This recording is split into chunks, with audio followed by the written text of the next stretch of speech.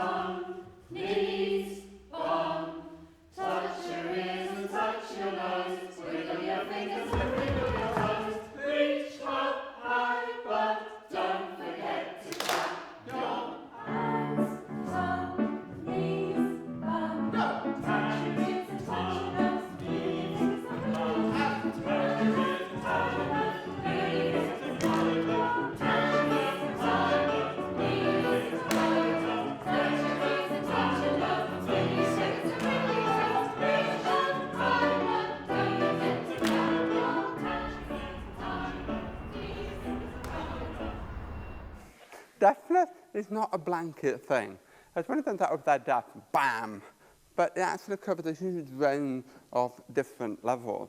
You might just be hard of hearing, which is what all married men are at some point in their life. When Sing Up was announced last year, I was adamant that deaf people should not be excluded. I have to admit, I had no idea how to start. Because even though I used to sing when I was little, the idea of actually getting other people to hear it was quite scary and quite alien to me. One thing that I was keen to try and get the children to do was to all sing one note together. I had no idea if this was going to work at all. What we did was just gently put your hand on your neighbour's throat. Gently, please. Gently. This is going to be strange because you can all hear, but what we did was we got one person singing out and they just passed it round. You have to feel the same vibration. If you can't feel it, I'm stopped here. And then you do it now, see if it matches. Yeah, I can feel that's the same. Pass it round. Try not to actually listen, but actually feel what's going on.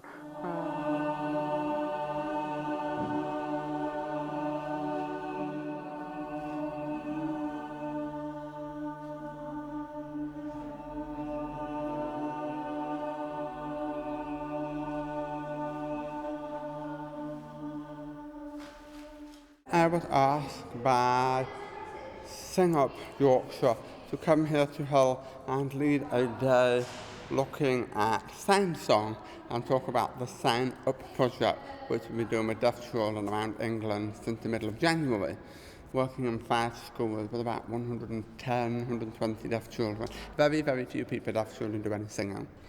A lot of people think because they're deaf, they don't have a voice, quite literally, and they do.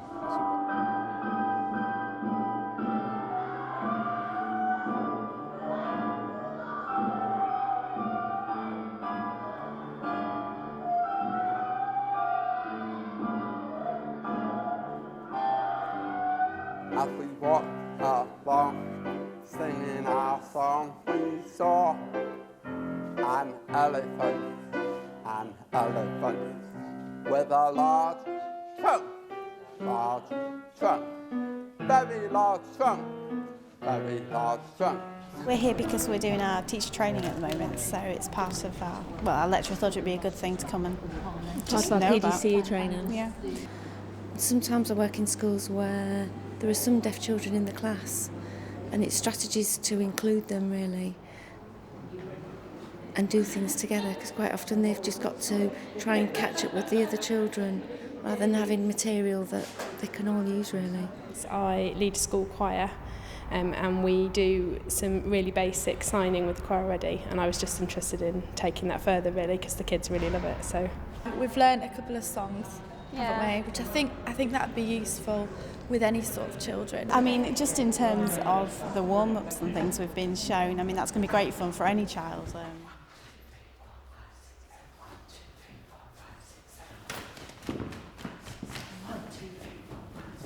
1, 2, 3, 4, 5. 1, 2, 3, 4, 5. 1, 2, 3, 4, 5. 1, 2, 3, 4, 5. 1, 2, 3, 1, 2, 3, 1, 2, 3, 1, 2, 3, 1, 1, 1.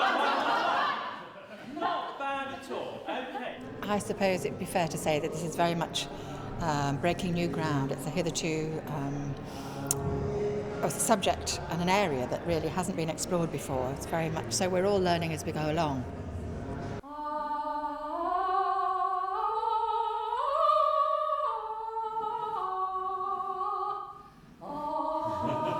Yeah, that was a fun laugh now, wasn't